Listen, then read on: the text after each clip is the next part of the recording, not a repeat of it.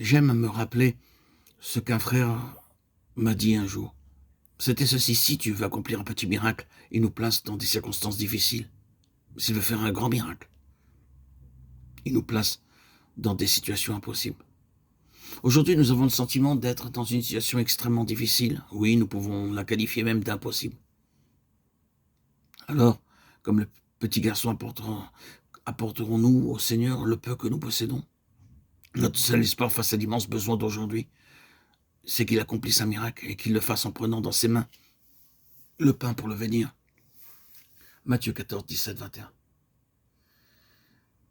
Frères et sœurs, avez-vous remarqué que les évangiles rapportent les deux récits de miracles au cours desquels la foule a été nourrie et rassasiée? Pourquoi deux? Ces deux récits se ressemblent beaucoup et ont des points communs. Pourquoi alors avons-nous le nombre précis de 5000 personnes nourries en une certaine occasion et 4000 en une autre occasion? Comment se fait-il que la parole de Dieu ait consigné le récit de deux miracles similaires pour notre instruction? Ne serait-ce pas parce que nous sommes lents à apprendre une leçon d'une grande importance? Trop nombreux parmi nous sont ceux qui considèrent les pains dans leurs mains au lieu de laisser s'attendre la bénédiction du Seigneur. Ces pains sont si petits, il y en a si peu. Nous le regardons et nous calculons, recalculons et nous nous demandons comment il pourrait répondre aux besoins. Et plus nous calculons et plus nous sommes dubitatifs. Nous essayons cependant de nourrir les foules affamées et parfois nous sommes si épuisés par le labeur que l'œuvre s'arrête de progresser et il n'y a plus de croissance. Si Dieu veut accomplir un petit miracle, il nous place dans des circonstances difficiles. S'il veut faire un grand miracle, il nous place dans des situations impossibles. Aujourd'hui, nous avons le sentiment d'être dans une situation extrêmement difficile où nous pouvons la qualifier même d'impossible. Alors, comme le petit garçon, apporterons-nous au Seigneur le peu que nous possédons?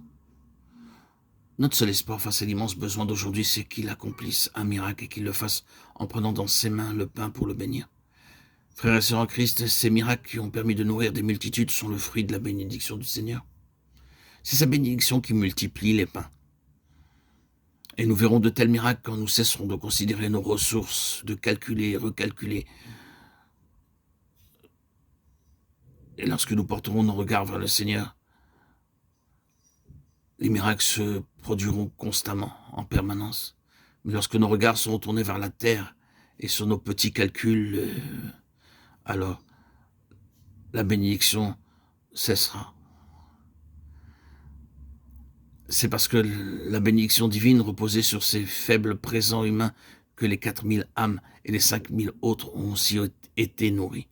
Sans cette bénédiction, même les 200 deniers pour acheter du pain n'auraient pas été suffisants.